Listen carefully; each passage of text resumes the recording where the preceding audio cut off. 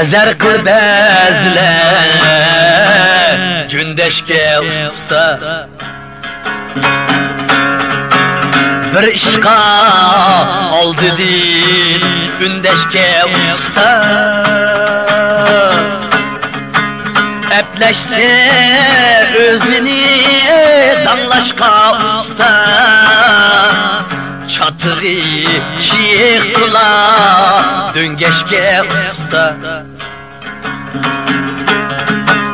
Epleşse özünü danlaşka usta Çatığı şiirsula döngeşke usta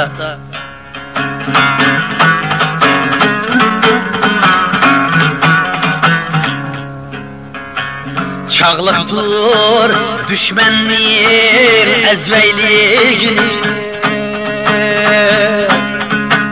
Yamını yuşurun həsleydiğini Xəterlik əməsmu kavğan iştim Əklep turupla işleydiğini Xəterlik əməsmu kavğan iştim Əklep turupla işleydiğini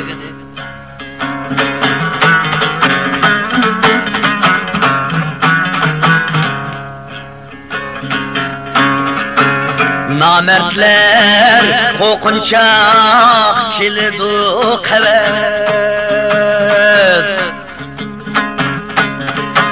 Bu şeksiz hakikat ezelden ebed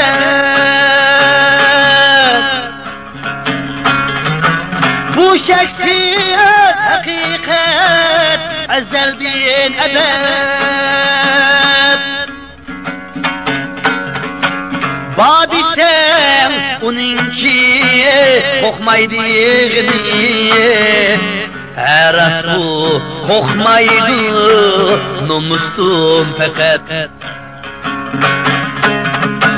Badisem onunki kokmaydığını Her asbu kokmaydı numustum fakat Her asbu kokmaydı numustum fakat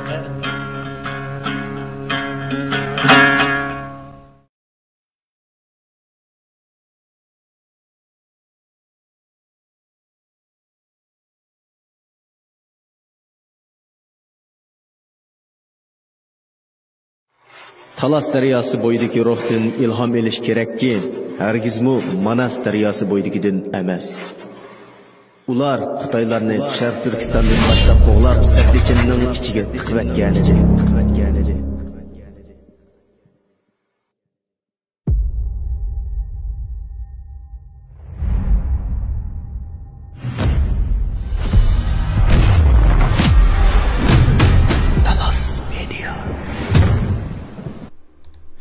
Assalomu alaykum. Dunyoning har qaysi joylaridagi barliq qarindoshlar, hammalarning mush vaqtinlar xayrli bo'lsin. Talas to'ri ekraniga xush keldinglar. Hammalarning xabar bo'lgandek, 11-oyning 27-kuni xalqaro xabar medialarida mushu Volkswagenning Urumchidagi zavodining taqalqanligi to'g'riliq xabarlar chiqdi. Ondan keyin har boshqa chet ellik akademiklar bo'lsin yoki Sharq Turkiston Uyg'ur tashkilotlari bo'lsin, o'zlarining qarashlarini e'lon qilgan shaklda har xil tabriklashlarni e'lon qilgan bo'ldi. Undaqda bugun biz mushu Sharq Turkiston liqlarning mushu Germaniyaning Volkswagen shirkatining Urumchidagi zavodining taqilish jarayonida bu ish qanday boshlandi, qanday planlandi, bu ishning jarayonida nima ishlar bo'ldi va bu zavod qanday taqaldi. Mushu to'g'risida bir tushuncha berishga tirishimiz. Bugun asli Sharq Turkiston yoshlar qurultayining Fəaliyyət məsulü İlşad İslambəy bilan Tashqi ishlar məsulü Amanullah Qashqaribək ikisi qatnaşmaqçı idi. Amma bugün İlşad İslambəyning vaqti to'g'ri kelmay qatnashamadi. Shunga bugungi aziz mehmonimiz Sharq Turkiston Yoshlar qurultiyi Tashqi ishlar məsulü Amanullah Qashqaribək. Amanullah bəy, assalomu alaykum, xoş geldiniz. Va alaykum assalom, xoş buldum. Dilyar bəy və mush ekran oldidagi bütün qarindoshlar hammalarni mush vaqt xayrli bo'lsin. Assalomu alaykum. Undaqda mushu hozir men tunishtirib o'tganimdek 11 ayning 27 kuni bu xabar chiqdi. Hammamizga ayt xo'sh bo'ldik. Endi nimaninki Volkswagenning nimada mushu Xitoyda mushu 2024-yilning ichida eng oxirgi sonliq ma'lumotlarda 39 tane zavod va zapchas ishlab chiqarish organi botdi. Amma hozirgi xabarda shaxsan mening erishgan xabarimda buningda ikkisi taqilibdi. Ikkisi taqalganda buning ichida Urumchidagi zavodmi bor. Endi beshida bularning taqilish jarayoniga kelishdan burun, men bu harakatlar boshlanishdan burun research qilganingizdan xabarim bor. Yani Urumchidagi zavodning Volkswagenning zavodining qurilish maqsadi nima edi, qachon qurilgandi va buni qurishdagi maqsad nima edi ularning va bozor nishoni qaysi edi? Rahmat. Tamam bo'ldi. Men buning biroz oxir ko'rinishini beray. Chunki bir ishning nishoniga yetish uchun biroz izlanish lozim. Izlangandan keyin, ya'ni bu natijaga qanday yetkazib bo'lganning yo'l xaritasini sizga bo'ldim. Biz boshda bu to'g'riliq planlagan vaqtimizda, ya'ni izlangan bo'ldik. İzlengen neticemiz qaraganda bu Volkswagen Urumchidagi bu zavod taxminan 2013-yilda qurilgan va bu chaqda Volkswagen guruhining nishoni, ya'ni Urumchidagi bu zavodni asos qilgan holda Sharq Turkiston o'zining ichidagi xalqqa Volkswagen mashinasini sotishdan boshqa bozorni O'rta Osiyoga kengaytirishninki va Mongoliyaga kengaytiradigan bir orzusining borligini izini topgan bo'ldik. Hem ondan sırt, insanlar bo'lgandek bir zavodning bir yerda ichilishi iqtisodiy manbani asos qilgan oldi bo'ldi, ammo qiziq yeri bo'lgan nuqta nima bo'ldi degan chog'da, agar biz buning iqtisodiy taraqqiyotini ko'radigan bo'lsak, bu zavod uzun o'tmaylam foyda emas, ziyon tortish qarab qoldi. Chunki hammalarning xabari bo'lgandek, Sharq Turkistonning siyosiy maydondagi o'zgarishlari va xalqningki yonchiqidagi pulni asos qilib aytgan chog'da bu Volkswagen mashinasini ola oladigan iqtidorining yo'qligi, bu zavodning asli bolduli taqilib ketishiningki roli bo'lishining asosi bo'lishi lozim edi. Ammo unda bo'lmadi. Endi buningda nimani ko'rib olg'ili bo'ldi degan chog'da bu Volkswagen shirkati iqtisodiy nishonni asos qilgan oldilar bu zavodni ochmadi va buningda siyosiy bir muddaning borligi aniq bizga ko'rinib turgan edi. Endi bu siyosiy mudda nima degan chog'da Xitoyning deydigan bir gapi bor. G'arbningki Sharq Turkiston yoki bo'lmasa Uyg'ur siyosatini ko'tarib chiqishi Xitoyning qarshiligini yo kengayishini to'sash uchun deydigan bir bahonasi bor. Endi Volkswagen'ninki bu foyda topmaydigan bu bozorda uzun turishining sababi nima degan chog'da shu Xitoyning shuarini mashhurlashtirib berib, bu yerda hamma narsa normal, bunda bir qirg'inchilik yo'q yoki bo'lmasa inson haqlarini dafsanda qiladigan bunda bir ishlar yo'q. Bu yerdagi bozor kengayotidi, taraqqiy qilyotidi. Xuddi Xitoyning ishkir o'rkildirigidek bu xalqlar boy bo'layotgan kabi xuddi Sharq Turkistondami, ya'ni bu qirg'inchilik bo'layotgan bu zamindami xalqlar boy bo'layotidi deydigan bir yagona shakllantirish edi. Ham bu bir endi siyosiy tarafi bo'ldi, ham undan sirt albatta menda bilamiz Xitoyning bir balbaq bir yo'l siyosati shakllangan chog'dimi, ya'ni bu Volkswagen shirkatininki asosi nima bo'ldi degan chog'da boshqa g'arb shirkatlariningmi, ya'ni Sharq Turkiston rayonida xuddi Volkswagen o'xshash shirkat ochsa foyda bo'lganligini va shirkat ochsa o'zining uzun muddatli iqtisodiy taraqqiyotiga cho'ng foyda keladiganligini ko'rsatib bergan bo'ldi va Xitoymi buning javobini bergan bo'ldi. Misol deylik, Volkswagen shirkatlari shu 2013dan boshlab shu yaqingacha, bulutmi men model deychi, shu 2-oygacha deylik, 2024-2-oygacha bo'lgan shu davrda Xitoy har xil yo'llarni ishlatish orqali shu Volkswagen shirkatining kengayishiga bir yo'l safari desak bo'ldi. Nima deganchada siz boy so'zlab o'tdingiz. Hozir shu vaqtning o'zida taxminan Xitoyda Volkswagen zavodidan 39 taxminan 40 bor dedimiz.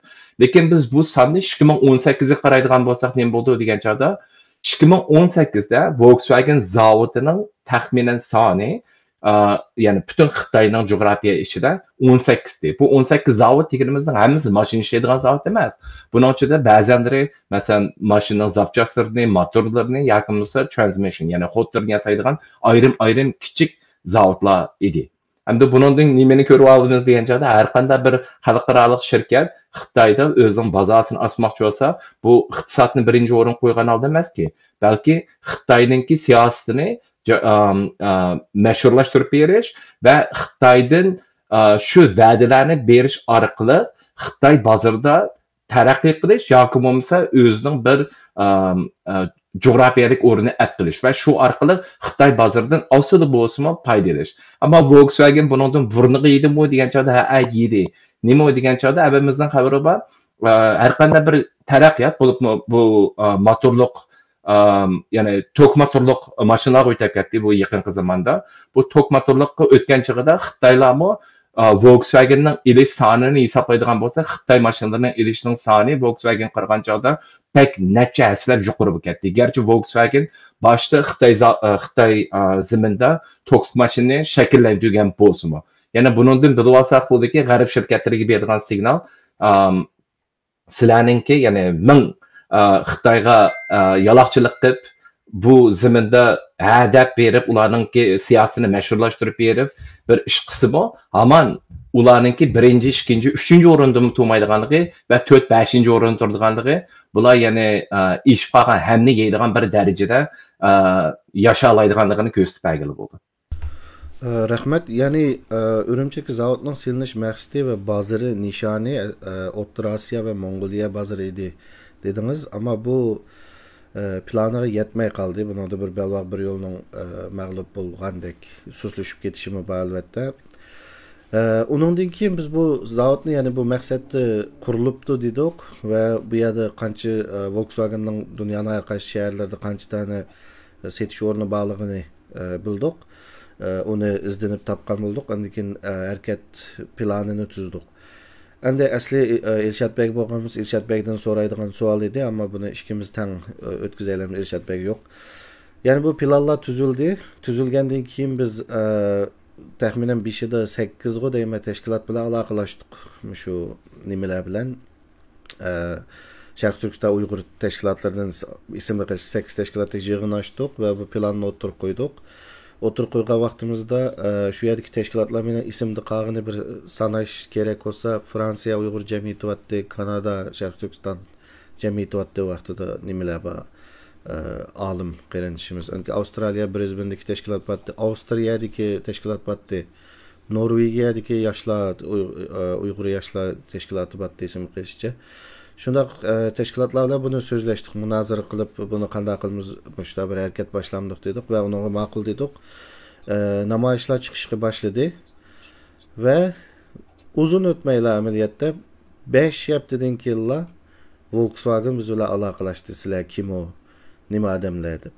Anki Volkswagen bilan bir email yozishmalar bo'ldi aramizda. Shu to'g'risida ozroq so'zlab bersangiz, ya'ni Volkswagen biz bilan aloqalashganda nimalarni dedi? Asosiy aloqani qilgan ishning beshidagi odam bo'lish sifatingiz bilan bu to'g'risida ozroq to'xtalsangiz. Tamam bo'ldi. Ya'ni bu 5 haftaning ichidan degan bir nuqtani dedingiz. Bu 5 haftaning ichida biz albatta nurg'unlagan xizmatlarni qildik, ishki jihatdan va tashqi jihatdan. Biz boy deganimizdek boshlaganchimizda xatolashimizning 3-oyning 6'sı boshlagandek esimda bor. Aşağıda taxminan biz siz degandek 8 tashkilotlar, biz bu 8 tashkilotlarni nima atadik deganchada Sharq Turkiston ishlar qurultiyi va uningga yaqin hamkorlashadigan do'stlik tashkilotlari deb atadik boshda. Ya'ni asosda Sharq Turkiston Uyg'urlarni o'z ichiga olgan tashkilotlar bo'ldi. Unki ikkinchi harakatimizni qachon boshladik deganchada 3-oyning 19'i. Bu jarayonda biz o'xshamagan ya'ni qolgan Uyg'ur va Sharq Turkiston tashkilotlari bilan ulanishga tirishdik. Undan keyin 3-oyning 26'si biz Sharq Turkiston Uyg'ur tashkilotdan boshqa g'arbdagi ya'ni bizning maydonimiz bilan to'g'ri keladigan va ham Xitoyni dushman deb biladigan tashkilotlar bilan o'quvchilar harakatlari bilan aloqa qilgan bo'ldik va 4-oyning 17-si mushu hammasini keng doirada o'z ichiga olgan holda bir cho'ng darajada namoyish qildik. Ya'ni siz degan shu 5 hafta, ya'ni taxminan shuni o'z ichiga oldi-ku, bunday jihatdan.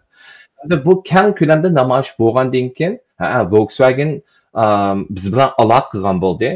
Hamda bu aloqami tuyuqsiz shakllanmadi. Nima degan chog'da albatta biz boshda mushu o'zimizning qilgan strategiyasini nima dedik degan chog'da bizning maqsadimiz boshda Volkswagen mashina sotadigan do'konlarning oldida namoyish qilish dedik. Nima uchun degan chog'da biz boshda Volkswagen bosh shirkatiga adamdik, ya'ni Volkswagen guruhi bosh shirkatiga bilan aloqalashgan chog'imizda bular sukutni tanladi. Sukutni tanlaganim deganim javob qaytarmadi emas, javob qaytardi. Ammo lekin ya'ni javobi biz istagan sizlar bilan bir ustalga kelamiz degan javob bo'lmay qoldi. Shuning bilan biz namoyishimizni boshladik. Bu do'konlarga besim qilgandan keyin do'konning egalari Volkswagen guruh bilan aloqalashib bizning ishlarimizda to'salg'i bo'layotdi, bizga ziyon ekayotir, hatto ba'zan odamlarimiz ishdan iste'fo berib chiqadi degan xabarlar u yerga boradi.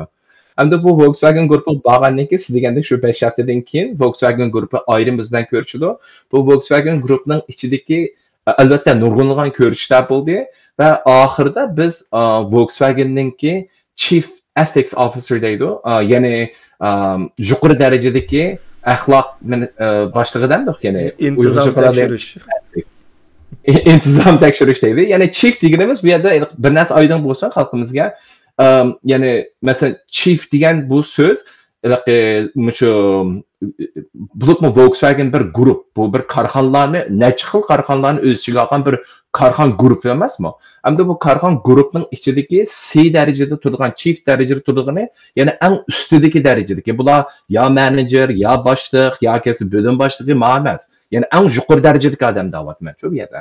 Ham undan boshqa muavin senior, ya'ni senior vice president, ya'ni senior vice president qandaq muavin prezident deymiz, ya'ni yuqori darajadagi muavin, yuqori darajalik muavin boshlig'i. Tamam. Yuqori darajalik muavin prezidenti, ya'ni industry and government relations, ya'ni mushu korxon va hukumat aloqasi to'g'risidagi bu yuqori darajalik muavin raisi biz bilan bir ustalda bo'ldi va bu darajada biz paranglashgan bo'ldik. Bu yerda bir qiziq bir ish bo'lgandi. Nima bo'ldi degan chog'da biroz oraga qistirib qo'yay, ya'ni xalqimizningki ya'ni namoyishninki qanday foyda bo'lganligi va undan sir bu namoyish bo'lish jarayonida qanday bir uchurlarga ega bo'la oladiganimiz. Ya'ni biz Volkswagen mashina sotish do'konlarining oldida emas, Volkswagen shirkatlarining oldida namoyish qilganchig'imizda shu shirkatninki bir cho'ng boshlig'i yo'ldan o'ta ketib, biz bilan ayrim tortib paranglashgan bir vaqt bo'lib qoldi-ku. Naq shu chog'da bu o'ziningki Germaniyadan kelganligi va mushu Volkswagen guruhining ichida qanday shaklda kimlar bilan aloqasi bu da'voninki yuqori, ya'ni nishonga boradiganligi va shu orqali bu zanjirsimon holda biz Urumchidagi zavodni qanday taqolaydiganligimizni biroz o'zining strategiyasini qo'yib bergan bir ishi bo'ldi-ku bu yerda. Ham ya'ni biz bulardan ko'rish jarayonida biz shu o'xshash strategiyaninki biz 3 strategiya yapadik, ya'ni Sharq Turkistonda qanday chiqib ketish to'g'riliq. Shuning ichidagi bir strategiya naq mushu odam bizga deb bergan strategiya bo'ldi-ku.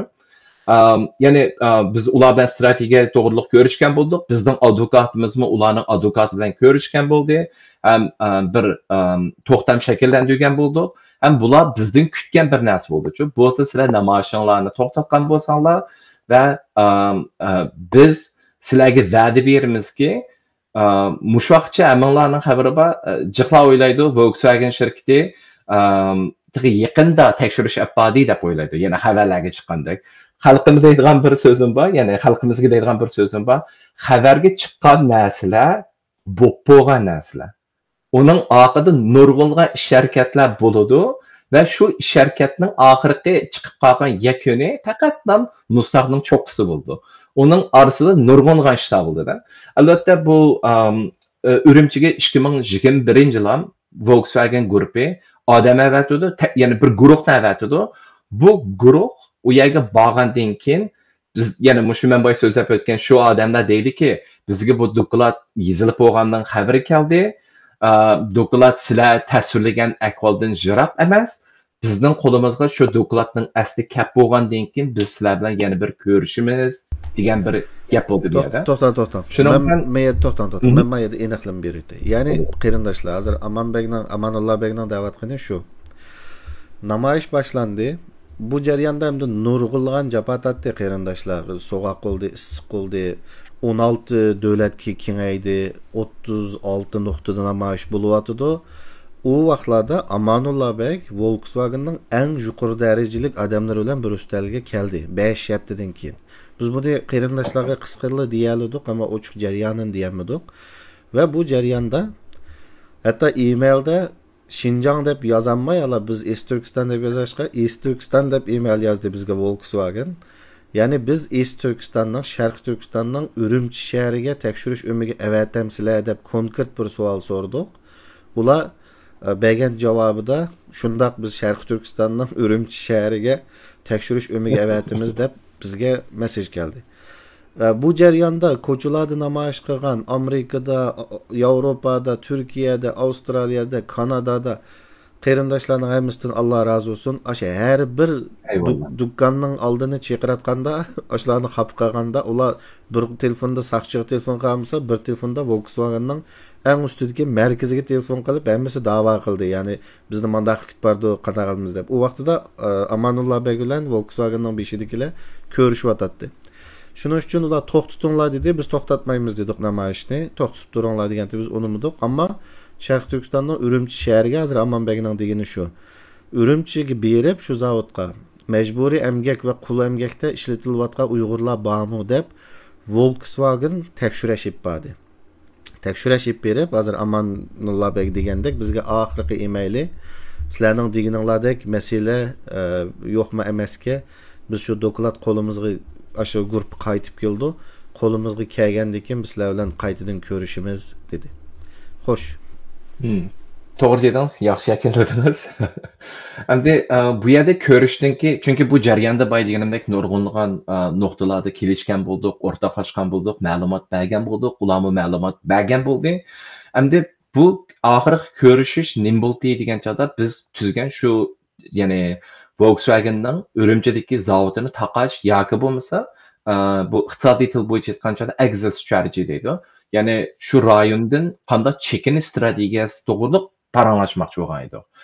Balkim ko'pincha ko'rmanlarning xabari yo'q. Ya'ni men xalqaro munosabatdan o'qishdan boshqa, ya'ni mahsulotni va egilik ishlash va iqtisod yaratishda o'qigan va o'zimning shu chog'da Norvegiyada ishlayotgan xizmatimni bozor ichish, bozor yaratish va bu bozor ichish, bozor yaratish jarayonida bizda bir ya'ni kasbda bir narsa bor, pestle analysis deydigan. Ya'ni nima degan chog'da har qanday bir bozorga kirishdan burun yoki bozorga chiqayotgan chog'imizdami bir analiz olib berishning zaruriyati bo'ladi. Ya'ni bu chog'da nima degan chog'da buningki siyosiy tarafi, iqtisodiy tarafi, ijtimoiy tarafi, texnologiya tarafi, adliyat tarafi va muhit tarafi deydigan bu nuqtalarni o'z ichiga oldi bir analiz yaparmiz emasmi? Ham undan boshqa balkim ba'zan ko'rmanlarning xabari bo'lishi mumkin. 2021dan boshlab Amerikada ESG deydigan bir harakat bo'ldi-ku.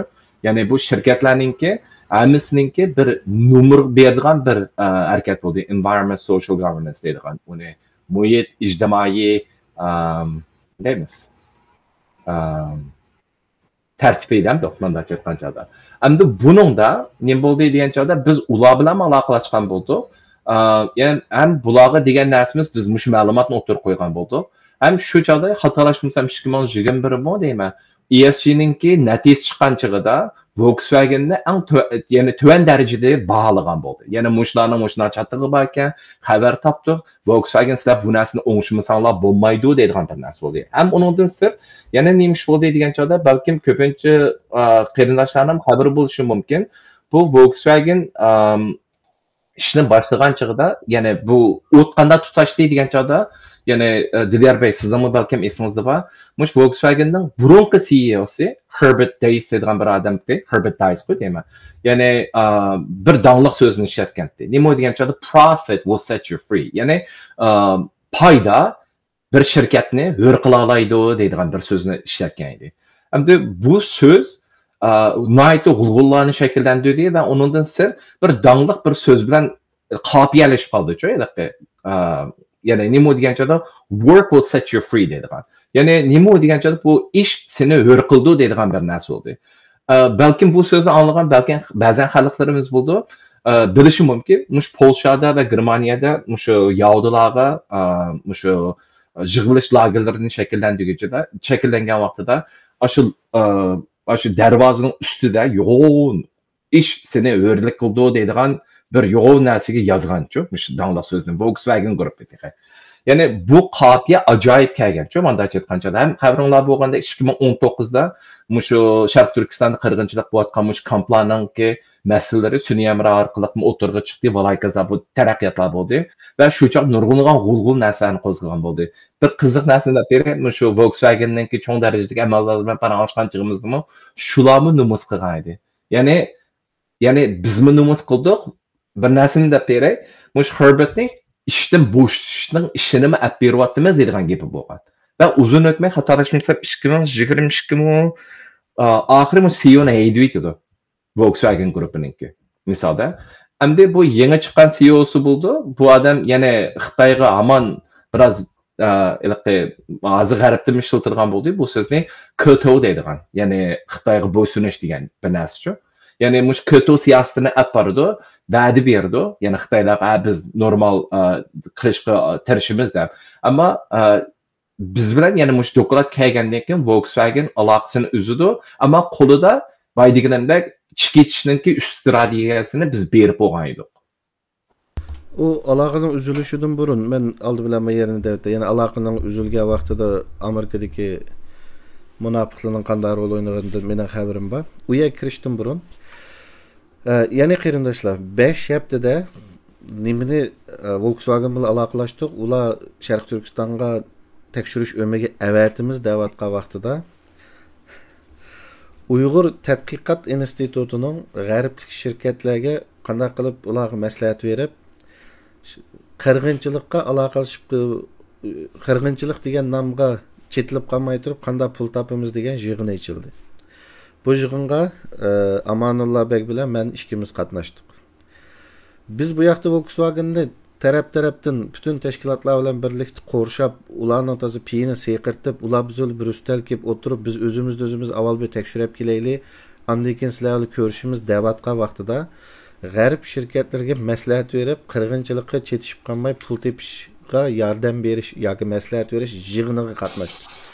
Bu yig'inda Volkswagen 5 hafta bo'lgan, toza keng yo'g'inigan, iliqi munofiqlik qurultiyi ko'rinishga bizmi qo'shilamiz deb turgan vaqti va bu yig'inga biz qatnashdik. Bu yig'inda nimalar deyildi? Biz Volkswagen bilan mushtaq do'konlarning oldini to'sab, shundaq bir boykot qilib buni qila olamiz, bu ishni qil bo'ldi degan vaqtimizda nimalarni dedi o tashkilotchilar? Qiziqamizlar qarindoshlar. 2 soatlik yig'inning videosi, buni qisqartib programma ma'noda chunki 5 minutlik bir narsa qilishga tirishdik. Unda qolsa huzuringlarda shu yig'indan ko'rinishlar.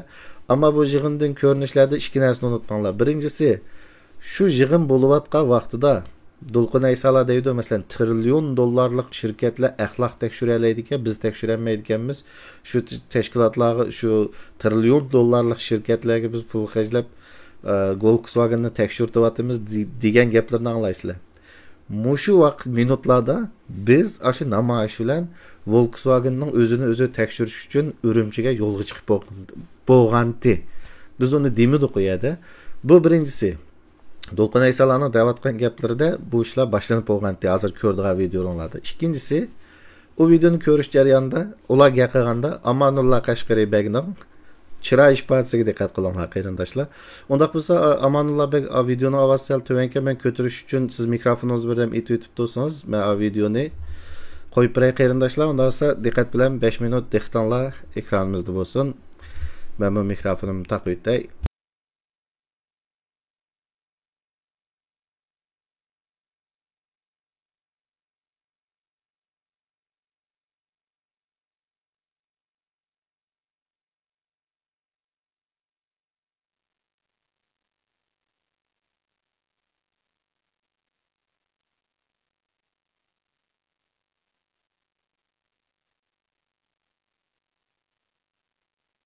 İkinci noktadan bu inovat meselesininki yani şirketlerindeki inovat meselesininki biz oylagandagidek o kadar ularninki şu meyle mecburi işte qul emgak işletish bo'lsin yoki boshqa tarafdagi shu nomuvofiq va adil bo'lmagan iqtisodiy qiliqlarida bu inovatniki biz o'ylagandagidek o kadar yuqori o'rin turadiganligiga yuqori o'rindiganlik men bir savol shaklida tashlamoqchi oldinlarga. Ya'ni shirkatlarniki o biz degandagidek mana iliqdek name it shame it deymizmi? Ismini atab turib rasvo qilganchu. Buning unuminiki biz o'ylagan biz birak unumini bek cho'ng oshirib etmasakkan deymanchu. Bek cho'ng oshirib etmasakkan deyman. Bu muhim nokta. Eğer çünkü bu kıvakka işlerimizde ve bundaki kımakçoğa işlerimizde bu noktayı tanıp yetemezsek bir işlerini kılıp özümüzne bir işlerini kıkan bolumuz, özümüzne avar kıkan bolumuz, lekin biz oylagan netice beğenmeyiz. Çünkü neticeden beğenmeyenlik onun için belli bir noktanı körüp yetenmeyenlikimiz de oylayman. Körüp yetenmeyenlik hususumuzun birisi bu. İnovat meselesindeki şirketler için o kadar biz oylaganlıkta gigant bir muhim nokta emasligini tanıp yetken bolsanlar demekçi bu.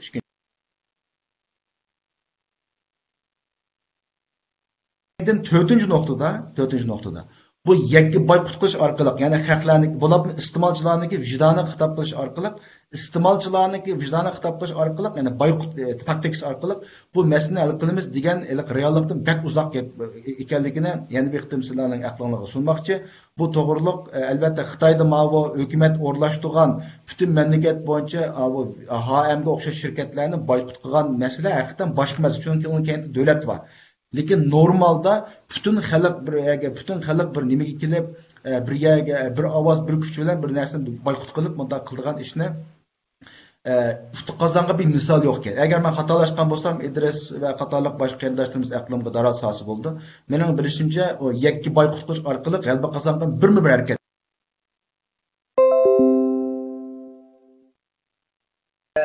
advokat bilan so'zlashdik. Shu nima daraja hal qilgan şirketler bilen devlet halkıgan şirketlerini kanuni nimedim. Bazı Germaniyanın, Angliyanın bazı devletlerinin aşına kanuni yuçuklarından qilib mahkumga berish imkoniyatları barki bergandan keyin bunun tekshirish nimasi shu devlet üstü gelip şu Türkiye şirketinin çünkü biz tekshirolmaymiz. Biz berib o şirketinin sen mecburen munosabating deb biz tekshirolmaymiz ama şu devlet resmi onun tezlim kanıtın onun tekşiriş imkaniyetleri barki. Bu doğruluk mu? Bazı hareketlikler bulatıdı. Anladığım ki bu şirketlerin etik ahlaki nimisini tekşireydiğen teşkilatlar varken bu teşkilatlarla mı hemkarlık var? Mesela Ethical Trading Initiative deydiğen bir teşkilat bilen yazışmalar bulatıdı. Çünkü anladığım ki yana dünyadaki 80'den artıq şu Volkswagen, Mercedes hatta Apple hemmesinki bilen birlikte işleydiğen bir şu şirketlerinin xalqaro qonun axloqini uygun bulup bombaganlığı bilen hareket kıldıgan bir yıllık nimesi 7 trilyon dolarlık bir kurumken bu. Bular bilen bu işbirliği var. Görüşüyoruz. Ular hem de bizim lazımlardan çıkrak. Ular bütün şirketler bilen gözleri şunun bu demek uygun bulamatam da. Demek bu hem de kanuni ve ahlaki noktalardan buluvatkan neslerde çünkü bizim imkaniyetimiz yok. Aşında xalqaralıq şu işini kılalaydıgan kanuni organlar ve ahlakını tekşirdiğen teşkilatlar bu işin kılalaşkan insanların məxsus şununla nima qilganligi uchun ularning imkoniyatlari bo'ldi ekan. Biz ular bilan hamkorlashib, ularga qoyil qilish orqali harakatlarni epira olishimiz mumkin. Buni zaten qilyapmiz hali bir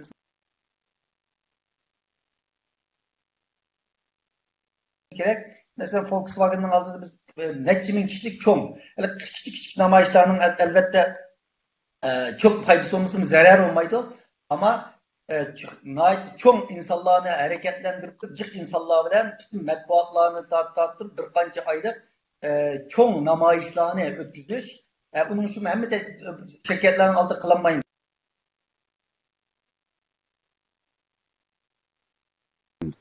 Üçüncü yol kaldı. Üçüncü yol consumer based boycott.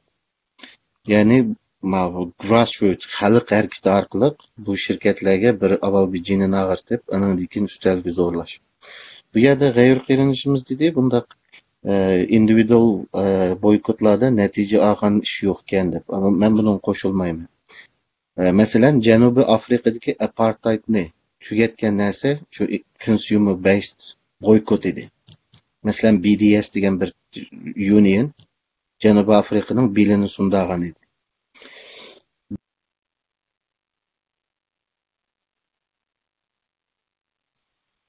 Dolqun esa endi mabay bunda kichik shakldagi harakatlarning foydasi ziyon olmaydi dedi. Men ona qo'shilmayman.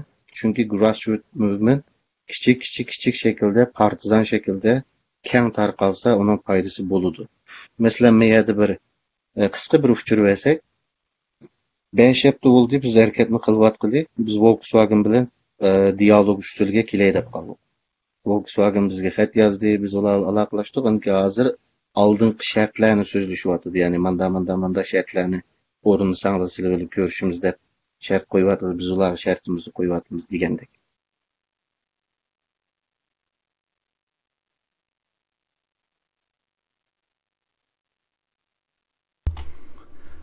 Amanullah bek, nimani mikrofoningizni ichib yotsangiz bo'ldi, video tugadi. Qarindoshlar, men degandek, shu programma menga Dolqay sali gaqvat qaqdi Amanullah bekning chiroyini ko'rdinglarmi? Ya'ni bu odamlar buning foydasi yo'q. Boykot deganda davlatlar qilmas, xalqning foydasi yo'q. Undan keyin trillion dollarlik shirkatlar bilan axloq tekshirtimiz degan shu minutlarda Volkswagen Urumchi zavodini tekshirish uchun o'mak yo'lga chiqib bo'lgan edi. Biz bularni demasdan u yerda paranglashdik, u yerda hatto Erkin Akramning degan gapi bor, bularning mudirining. Bunda boykot harakatlari Xitoydagi davlatlarga ishlamaydi, burun Janubiy Afrikada ishlagan bilan degandek. Amanbek oxirsida u gaplar, ya'ni bizning nega gap bo'lganimizdan xabari yo'q, uni degandiki Amanbek bizdan beshini tutdi, bizdan o'yirini tatlab, bizdan kerilib baqdi. Ama hakikaten biz o yığında bu davanın ya dötlükten ya hayırlıktan qanda tuyuqlarga akirib qo'yganligini shu yerda o'z ko'zimizga ko'rdik. Nuri Turkal dedi BDS tek namoyish BDS ul aloqasini Yahudilar xapolab qoldi deb. Her gapli var, o to'liq nusxasi var. Agar zamoni kelganda to'liq nusxasini chiqarib qo'yamiz videoning, ko'risizlar bu institutlarning, ya'ni bizning vakillik qilgan tashkilotlarning nima ishlarni qilib yurganini. Amanullah bek, siz ovozni yaxshi anglayapmidingiz? Yaxshi sizga toza to'liq bormidi deb o'ylayman, ammo men telefonni tekshirdim, yaxshi chiqibdi. Andan keyin qarindoshlar, mana bu filmning mavzusidagi Urumchidagi harf xato bo'lib qolibdi, imlo deb shuni bildiryapsizlar qarindoshlar. Uni program tugagandan keyin bir harfni o'zgartirsak bo'laverdi. Tuguning gapi qilayotganda tukuning gapiga kirishmay turaylik qarindoshlar. Yani hoş, bu yığında sizden hazır anlayamadınız mı? Sistem sebebiyle siz için anlanmaydı ki, ama görürmenlerge yaxşı anlandı. Ben sizden mikrofonunuzdan avazını biraz tanışıp koymuşsam belki çıngı çıkıp kalışım mümkün. Bu mesela nefes kırıp kaldı ki. Okay. Tamam. Onda olsa şu yığında isinizde qalğan boyunca aşı yığınlar içiliyotgan vaqtida Volkswagen bilan aloqalashib ularni Urumchiga yo'lga solgan eng beshidagi adam bo'lish suhbatingiz bilan aşı yığınlarda esingizda qolgan bo'yichadan nimalarni o'yladingiz ashlar shu gaplarni qilayotganda? Shu yig'inda esimda bor. Hozir esimda bor deb qo'ying. Ya'ni o'yladimda, ya'ni davoni mushunchalik uzoq qildi. Chunki bu Sharq Turkiston davosi degandek siyosat olib qo'ydi. Ham bo'libmi bizdek Sharq Turkiston xalqininki bir siyosiy gavdasi yo'q, birinchidan. Ikkinchidan siyosiy gavda bo'lmasligidan o'zimizni qo'g'daydigan bir fursat yo'q va o'zimizning haq-huquqlarni qo'g'dash uchun qarshi tarafni ishtirdiganmi bir qo'lni uzatolmaydigan bu vaqtda eng oddiy bir aql nima degan chog'da, ya'ni insonningki, ya'ni shu o'zimiz yashayotgan jamiyat, davlat, rayon, madaniyat deydi. Shuning ichidagi biz eng oddiy qila oladigan narsamiz nima degan chog'da insoniy axloq, insoniyat deydigan shu nuqtadan ish qila oladiganimizni bilishimiz biz zaruriyatida. Mana aytgan chog'da. Chunki agar bizning kuchimiz bo'lgan bo'lsa, misol Xitoyning burnini tatib turib, qulqini tatib turib bir ishni qildira olmaydik. yoki bo'lmasa mandala deychu, balkim bu birinchi qitim anglab bo'ldi xalqimizga. Agar bizning rasmiy atalmış avtonom rayonimiz bo'lgan bo'lsa, misol deylik, ham avtonom rayonning huquqi ras bizning qo'limizda bo'lgan bo'lsa, balkim shuning ichida, ya'ni xalqimizning ovozi bo'lib va xalqimizning maydonni qo'llaydigan bir funksiyon bo'lgan bo'lsa, balkim bu narsani boshqa shaklda qilg'ili bo'ldi. Endi bunda yo'q vaqtda eng tuvan darajada nima qila olamiz degan chog'da, shu o'xshamagan g'arb dunyosiningki prinsipi, axloqiy va maydonni asos qilgan holda va qonunlarni asos qilgan holda o'zimizga ish qildirish bo'ldi. Endi buni bilmagandan va bu narsa foydasi yo'q. Ya'ni demakchi o'g'lingiz g'arb shirkatlarga maslahat bermamdiq, vatanimizda qirg'inchilik chetlab qolmay bunda pul topsizlar deb. Ya'ni bir xalqninki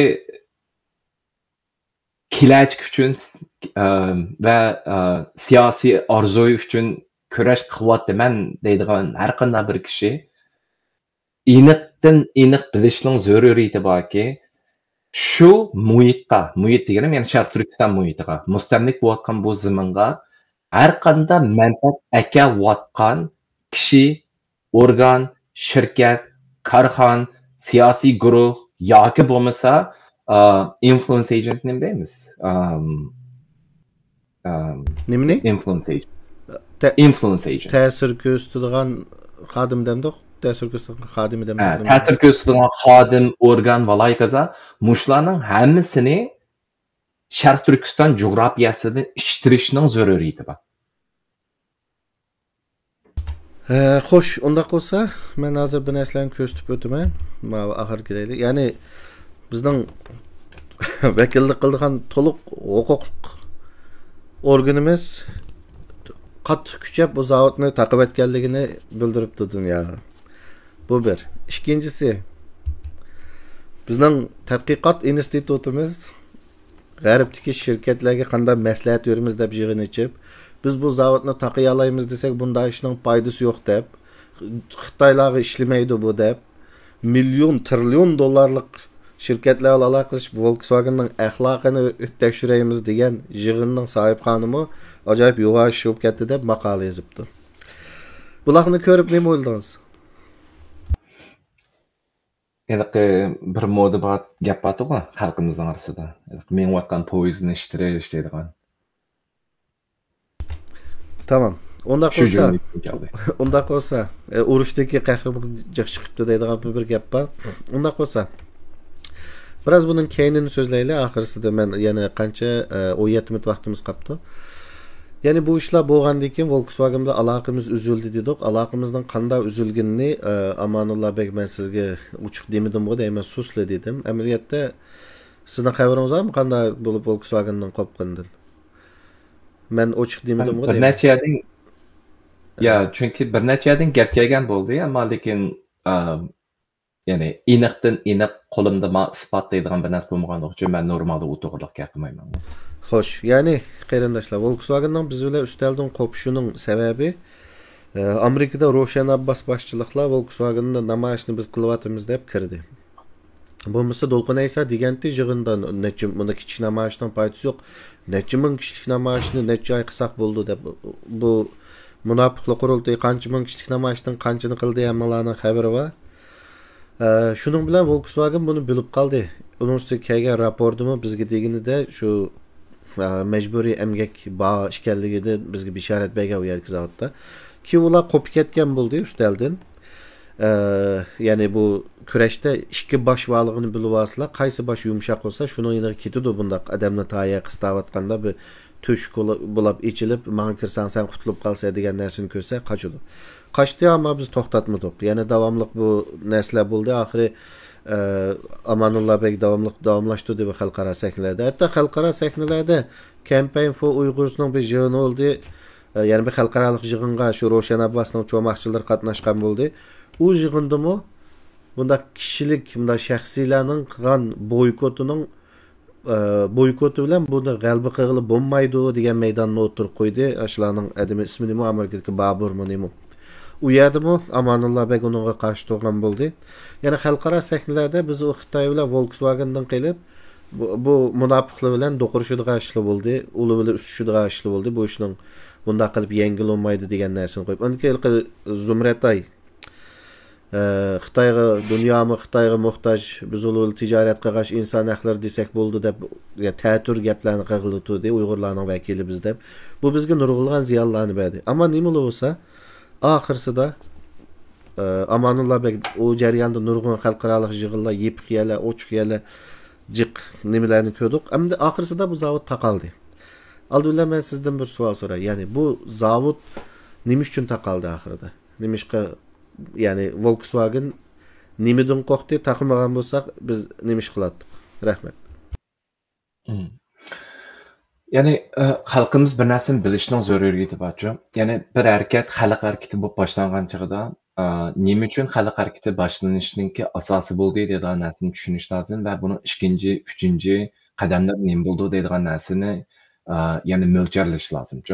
Boshda buni xalq harakati qildik. Palasiga chiqqan chog'da taxminan xatolashmasam az deganda 16 tashkilotlar bo'ldi. Boy degandek 30 dan ortiq yerlarda namoyishlar bo'ldi. Ham shu vaqtda hozir qo'limda bir material bor ekan, unda qarasam 2022 da bizning taqatgan uchurlarimiz Udul, Vasta va Laykazadan milliondan ortiq xalqqa shu ijtimoiy taratqular jihatdan borganligi va xatolashmasam aşağıda 10 nechaga yaqin Volkswagen xodimlarining iste'fo berganligi ham buni biz ya'ni Volkswagen shirkatidan boshqa ya'ni xalq shirkat va biz buni o'xshamagan shu insonparvarlik organlari bilamdi, qo'llanmaga qarshi organlar bilamdi, ulardan boshqa ya'ni NGO desak, misol, undan boshqa biz yana buni adliya qismida mangdugan bo'ldik. 2022-yilda biz Germaniya federal iqtisod hamkorlik va taraqqiyot ministrligi, Germaniya parlamenti va Germaniya elchixonalari bilan aloqalashgan bo'ldik va ularga bergan bir necha nuqtalar bo'ldi. Ya'ni nuqtalarga bir-birlab kelay. Birinchidan biz shu Germanning hukumatiy daqlataydi, misol, bayqi 3 tilli organ, misol. Shu German hukumatiga kelgan chog'da biz ulardan talab qilgan nuqtalarimiz bo'ldi. Ya'ni bizga hamkorlashib, Urumchidagi bu Volkswagen shirkatini taqishning zarurligi va supply chain deydi. Ta'minot zanjiri. Ya'ni shu Volkswagen'ninki Sharq Turkiston bilan aloqador bo'lgan ta'minot zanjirini kesishning zarurligi va shu Volkswagen'ninki Sharq Turkistonda apiroqdan bu qilmishini ochiq oshkorlashining zarurligi va uningdan sir shu 2026-yilning gapini aytaman. Ya'ni shu Volkswagen'ninki CEO'si eng chong boshlig'ini Urumchiga zo'rlab opirishini va ochiq holda jamoat bilan savol-javob bir maydon shakllantirishini va Sharq Turkiston yoshlar qurultiyining shu o'rinda bo'lish to'g'riliq bir demand, nima deymiz? Talab qilgan bo'ldik. Undan keyin va xabaringlar bo'lgandek Germaniyada naq aşağıda bir qonun chiqdi-ku. Buni qanday tarjima qilamizki? Ya'ni Supply Chain Due Diligence Act deb tarjima qilindi. Men nemis bilmagankin nima dedim? Ya'ni ta'minot zanjirining soplik qonuni demdi. Naq shu 2022da bo'layotgan narsa-ku. Bu 2023 birinchi oyda amalga oshdi, qonunda o'tdi va biz buningda xabar topganligimiz uchun Germaniya hukumatiga udul bir tavsiya bergan bo'ldik. Bu nuqtada nima bo'ldi degan chog'da shu ta'minot qonunining ichida biz tekshirgan chog'imizda ma'lum darajadagi shirkatlar qartilgan. Va hamma ta'minot zanjiri emas. Yana mandachi aytgan chog'da bu ta'minot zanjirida manchilik cho'ngliqdagi deydigan bir yerlari bor-ku. esimde qilishicha. Ya'ni biz dedikki, chunki Xitoylarni bilasizlar, har qanday vaqtida bo'libmi zavod o'chadi o'zlarini udul davatmante, zavod ozroq taqilib qolyotidi, mashina yasamayotimiz valay kaza degandek. Balkim teshidan olsa bu normal xalqimizga ha mana yaxshi bo'ldi deb javob chaldi, lekin adliya tarafini aytgan chog'da bu shu Volkswagen guruhi zavodini, Urumchidagi zavodini yana bir kategoriyaga tushirib qo'ydi-ku. Biz buni qasddan qilayotganligini bildik. Ya'ni buning tafsilotlariga kirmay. Va shuning bilan birga biz buni bilganligimiz uchun shu qonunda garchi shu zavodda 1000 yoki 3000 odamga yetmasinmi, cho'qim mushu qonunninki Urumchidagi zavodga aloqador bo'lishini va ben İngilizce'de ama tercüme kılarken basınız Dilber Bey. Yani establish compliant mechanism accessible both in East Turkestan and abroad. Sharq Turkistonning ichida va teshida norozilik arzi sunalaydigan bir mexanizmi yaratishni.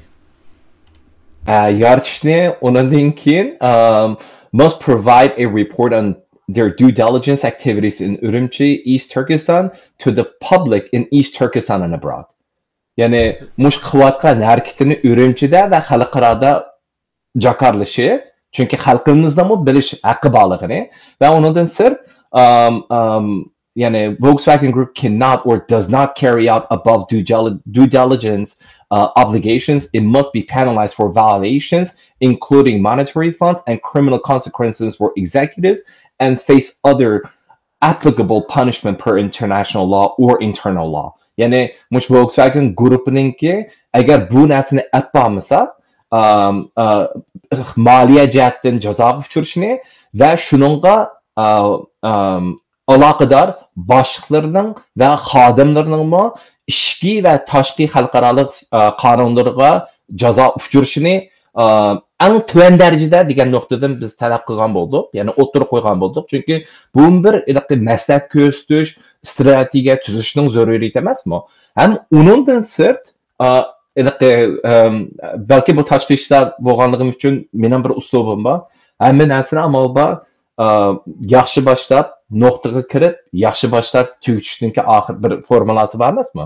Ham biz buning ichida ya'ni Germaniya hukumatigimi chavoq chapagan yerimiz bo'ldi. Nima bo'ldi degan chog'da shu Sharq Turkistonda bo'layotgan akvallarning ovoz chiqarganligini maqtagan bo'ldik, misol. Va oxirida bu qonunninki yezilish jarayoni bo'layotganligi uchun bu biz dedikki, yana sizlar bunga yangi o'zgartirish kirishinglarning zaruriyati bor degan bir narsadan berdik. Nima degan chog'da bu yerda ular deydiki, shu qonun ichida inson haqlariga qarshi bo'lgan harakatlar deydi-ku. Lekin bu harakatlarni aniq tasvirlab bermaydi. Misol uchun, ham uning ichidami serious corruption deydi. Paraylash deydigan narsalar bor-ku, parxo'rlik harakatlari deydi. Bu parxo'rlik harakatlarini tasvirlamaydi. Misol, agar bu parxo'rlik harakatlarida misol aniq bir narsaning ulanishi bo'lmasa, ya'ni aloqador zanjirsimon mingish harakati bo'lmasa, buni parxo'rlikqa hisob bo'lishining zarurligini o'tirib qo'ygan bo'ldi va bu sanction qilamiz degan yeri bordi, ya'ni sanction nima deymiz? Ya'ni embargo qo'yish yoki cheklama qo'yish. Cheklama qo'yish deydi, lekin bu cheklamaning qaysi darajaligini demaydi-ku qonun ichida. Shu vaqtda bizning qo'limiz tushgan vaqtida 2022 va undan sirt buningda tashqi organlarning ichiga kirishi, ya'ni tashqi deganimiz yo German hukumatiga, yo Volkswagenga yoki shu Xitoy hukumatiga aloqador bo'lmagan betarafning bu ichiga kirishningki va izlanishining zarurligini o'tirib qo'yamiz va undan sirt mushu chiqqan ma'lumotningki har vaqt ommaga ochiq bo'lishini talab qilamiz-ku. Chunki jiq vaqtlarda shirkatlarda jiq narsani tashqariga chiqarmaydi bo'libmi Volkswagendek public company, ham bu public company ya'ni ommaviy shirkatlarning ba'zan tarmoqlari ishki shirkatlar bo'ldi-ku. Ular texmi bermaydi ma'lumotni. Bizning da'vatimiz mush qonunning ichida shu narsalarni berishning zarurligini deymiz va oxirida deymizki, shu Volkswagen'ninki cho'ng boshlig'ininki ya'ni qonun jihatdan bo'g'ilishning zarurligini va shu chog'da shu Xi Jinpingning Jallod Xi Jinpingning bir gapi bordi. Biz Sharq Turkistonga hech qanday bir ish og'ritmasligimiz lozim degan bir gap chiqardi. va shu chog'da shu Herbertning bir gapi bo'ldi. Nima degan chog'da shu SAIC, shu Volkswagenning Shanxaydagi, ya'ni Xitoydagi shirkatining misol qilib turib, u deydiki, ya'ni bu besim bo'yatida emasmi Volkswagen guruhiga. Shu chog' deydi, shu men ishonamanki, uning gapi ya. Men ishonamanki, shu SAIC'ninki tirishib bu yerda yaxshi bir harakat olib berayotganligini anladim, bildim va shuning ijro bo'lishiga ishonaman degan gapni 2022 deydi. Ya'ni Volkswagenning biz shakllangan besimlardan keyin ular o'zaro paranglashadi Volkswagen guruhining ichida. Hem bular SAIC va'da beramish, ya'ni mushuna bir narsa bo'lganligiga. Albatta biz unaga ishonamaymiz-ki, chunki u quruq gap. Bizning maqsadimiz zavodni taqash. Unda bo'lgankin biz 2022 6-oyda u harakatimizni boshlaymiz, chunki Volkswagen bilan bo'lgan aloqamiz uzilganligi uchun biz ommaviy tashkilotlarga o'tdik, undan keyin hukumat organlariga o'tdik. Hem Volkswagenga shu joyda talab qilgan yana bir Volkswagen German hukumatiga talab qilgan yana bir narsamiz nima bo'ldi degan joyda bu qonunning o'tishning zaruriyati va bu qonunning faqat Germaniyaning ichiga ham yoki German shirkatlariga ham emas, Germaniyaning ichida ish qilayotgan shu shirkatlarning boshqa davlatlarningki shunga aloqador qonunlari bo'lsa, shular bilan hamkorlashishni zarurligini o'tirib qo'ydik va buningda shu hammalarning xabari bordek, shu qulamgaki qonuni o'tdi Amerikada. Misol, biz shuning bilan hamkorlashishning zaruriyatini aytgan bo'ldik. Lekin chunki vaqtimiz oz qolganligi uchun men uduli bir nuqtaga kiray. Men boy diqqat qilgan bo'lsanglar, gapning beshir dedim-ku, ya'ni shu 2-oygacha, 2024 2-oygacha bo'lgan shu jarayonda deydigan bir narsani dedim. Ya'ni shu 2024 2-oygacha Amerikaga kelgan Volkswagen guruhining ichidagi Porsche, Bentley, Audi degandek cho'ng-cho'ng yana tarmoq shirkatlari bor emas, mashina yasaydigan. Endi mushularga to'solg'i keldi-chu, mashinalarni akramadi. Mushu Amerika chegarasiga. Amerika chegarasiga akramay, undan mushu Porsche yaxshi ko'radigan bolalar balki bilishi mumkin, Amerikada Porschening bahsi tuyuqsiz o'sib ketishga boshladi-chu. Manda aytgancha bozorda. Hozirgacha Porschening bahsi ancha tushib ketmaydi. Nima uchun degan chog'da bozorda uning ta'minoti oz bo'lganligi uchun, ya'ni bu hodis shakllandi va shuning bilan birga ham xabaringlar bo'lishi mumkin, hamma odamning xabari bor, mumkin emas, xabari bor. Trump hokimiyati udul chiqdi va bundan sirt cho'ng-cho'ng shirkatlarga ig'ir bojdan qo'ydigan xabarlarni chiqdi. Ya'ni shuning bilan birga kelganda men bir narsanday. Agar Volkswagen hozir 2024-yil 11-oyda buni taqilmagan bo'lsa, Trump Amerikada hokimiyatga kelgan bo'lsa, bizning planimiz nima bo'ladi? Kelmagan bo'lsa. Ya kelmagan bo'lsa, keldi, hozir keldi. Agarda, ya'ni men oxirgi bosqichdagi planni deb bering demoqchi u. Agar Volkswagen hozir taqilmagan bo'lsa, Trump keldi. Ya'ni Volkswagen nimadan qo'rqib taqidini bir hech birayli xalqqa. Nima ish qilardik biz agar Trump hokimiyatga kelganda Volkswagen nima bo'ladi agar taqilmagan bo'lsa? Agar Volkswagen Sharq Turkistondagi zavodini taqilmagan bo'lsa, Trump hokimiyatining chiqishi bilan birga, chunki bizning aloqamiz Shimoliy Amerika Volkswagen guruhininki ichida bor bo'lganligi uchun ham uningdan sirt bu Trump hukumatiningki shakllantirgan bu boj nuqtasi bor bo'lganligi uchun ham uningdan sirt xabaringlar bo'lishi mumkin yoki bo'lmasligi mumkin. Volkswagen'ninki Amerikada tutilib qolgan bir voqeasi bo'lgancha, ya'ni emissionsini yog'inlashtirgan. Va bu chog'da Amerika hukumati gilidan siqilichi Volkswagen, ammo u qarzini tegish to'lab bo'lolmadi. Manda aytgan chog'da. Ham uningdan sirt bu Volkswagen guruhi shu boy degandek Xitoy shirkati bilan hamkorlashib tok mashinalarini yasaydigan bo'ldi. Bular Amerikaning ichida zavod shakllantiradigan bo'ldi. Ya'ni Xitoylarga hamkorlashib o'zlarining mashinasini Volkswagen deydigan markani chaplab qo'yiblar, sotadigandan keyin yo'l xaridini boshlamoqchi bo'ldi.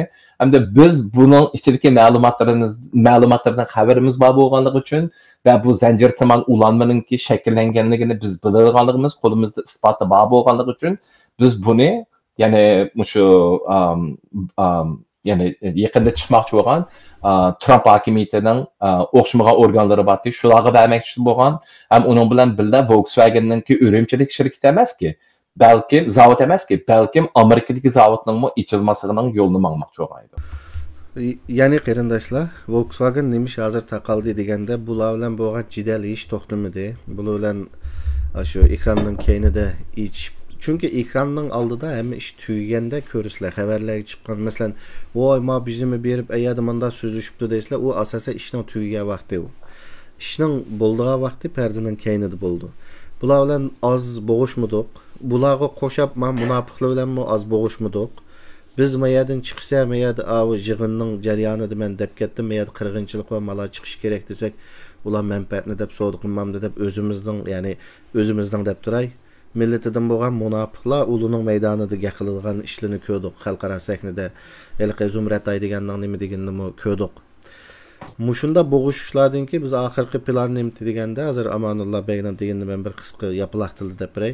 Trump chiqqandan keyin hem Amerika'da Uyghur Forced Labor degan qonun var, Uyghur mecbur emgekte. Bununla Ürümçideki zavodi bağlandı.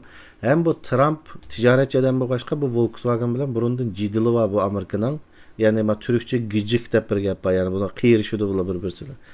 Şunga biz abay Amanullah Bey degan Xitayning mashinasi Volkswagenni chaplab Amerikaga kirdig'ini, uningki Ürümçideki zavodni qulamgakni shu ikkisini isboti bilan Trump hukumatiga berib, yalğız Ürümçideki zavodda yasagan mashina emas, Volkswagenning hatta Germaniyada dunyoning har qanday yerda yasagan mashinasini Amerikaga kirmas qilib o'tibdi.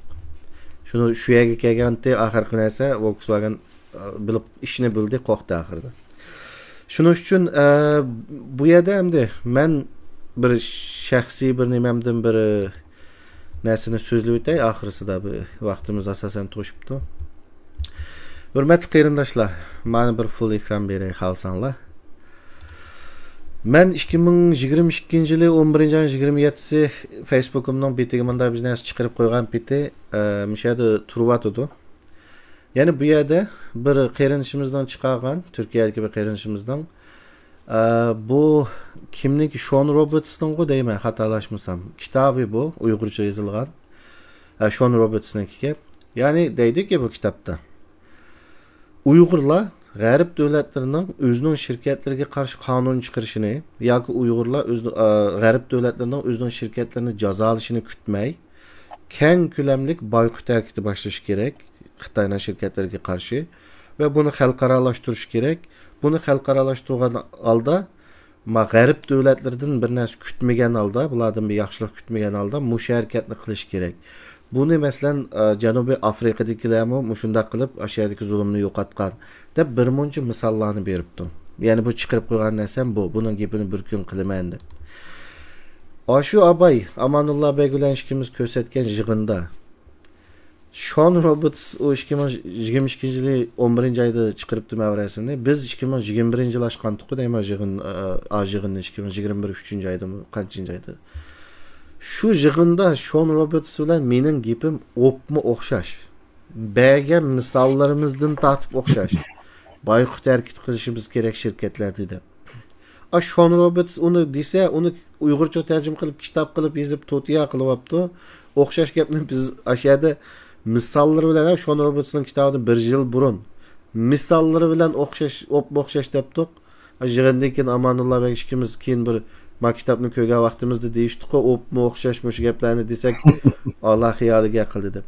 Shuning uchun qarindoshlar, bu narsani men shuning uchun chiqarib qo'ygan 2 yildak tudi, bugun vaqti kelibdi-ki, uni ham tushungansizlar.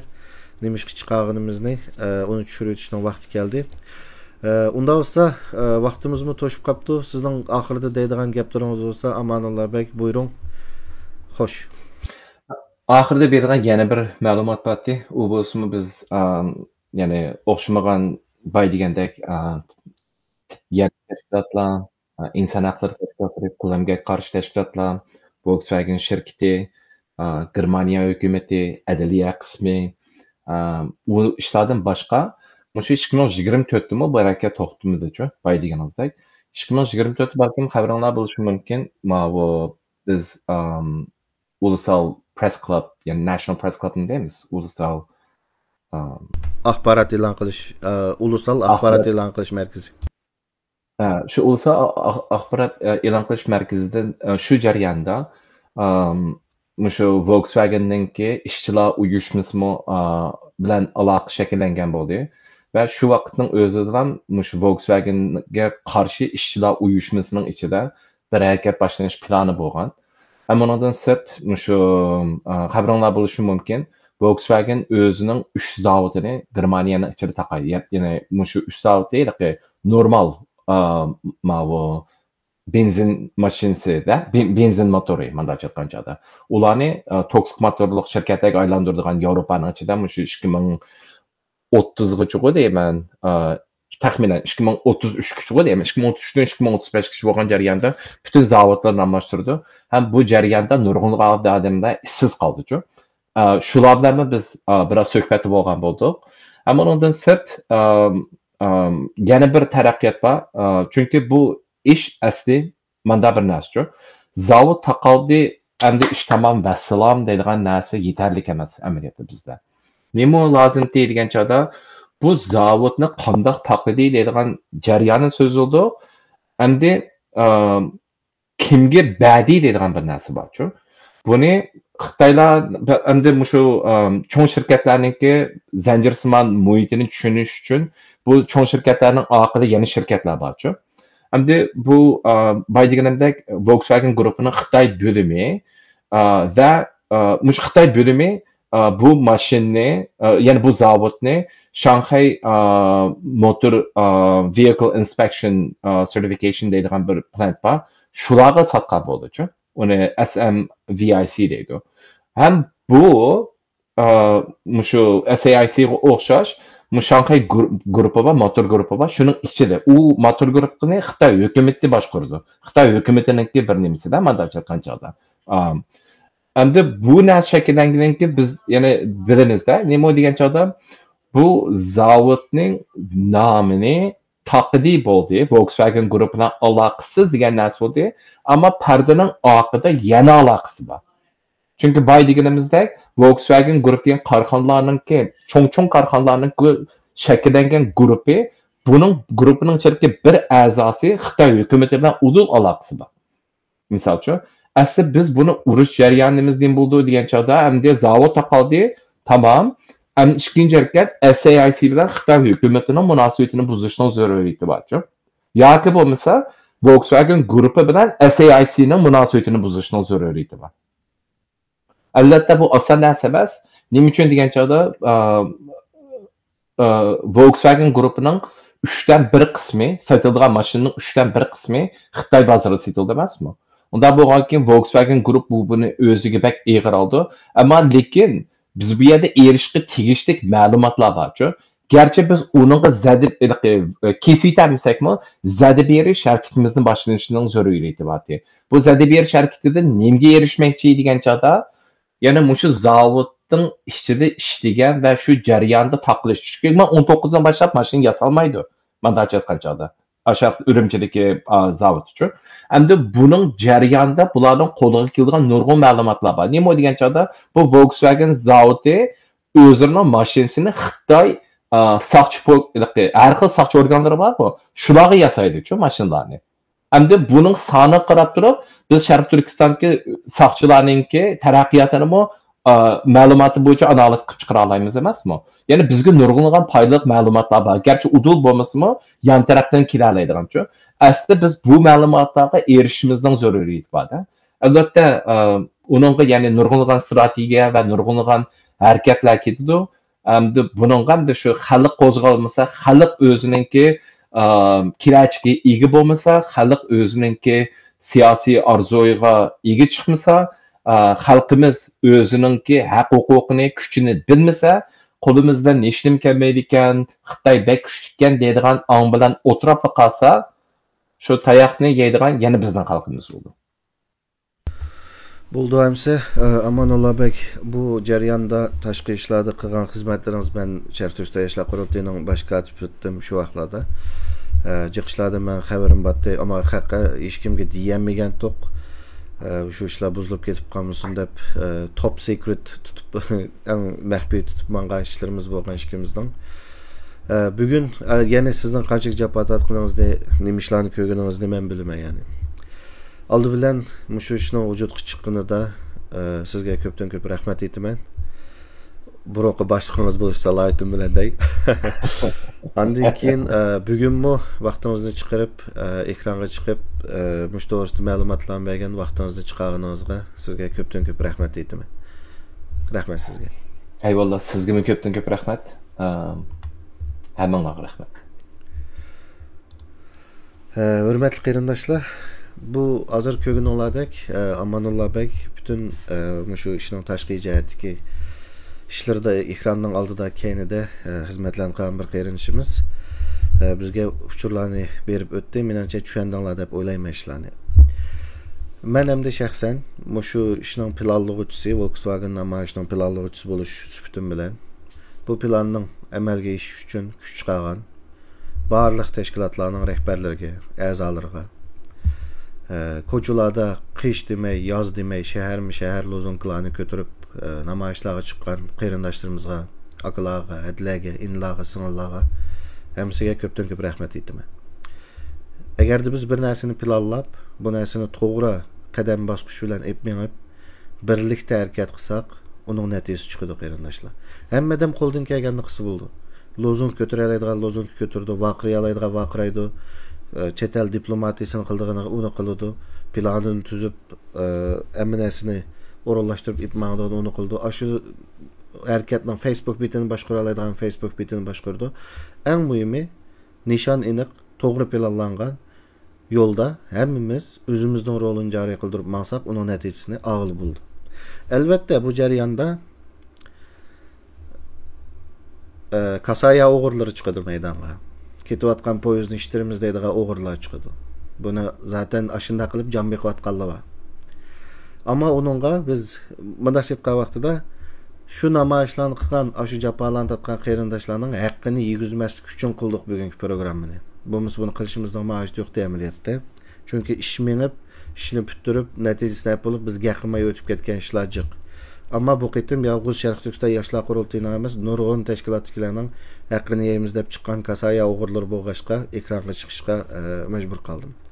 Oldimizda inshaalloh patiqida yana bir kampaniya boshlandi. Ashunda planlangan shaklda uni tashkilotlar oldi so'zlashib, uni planlar tayyor bo'lyapti. Uni qarindoshlarga uqtiramiz. Aktiv xalqimiz aktiv qatnashib bersa, ishlar tez tugaydi. Endi hozir boshlanishidagi bir narsa bilan oxirlashtiray. Paxas qil ba'zilar jo'ndashga usta. Bir ishqa oldidan undashga usta. Qamlashsa o'zini damlashga usta, chatag'iga chiqsalar do'ngashga usta. Aziz qarindoshlar, Manas daryosi bo'yidagi taslimchilikdan emas, Talas daryosi bo'yidagi shijoatdan ilhom olamiz. Omon bo'ling.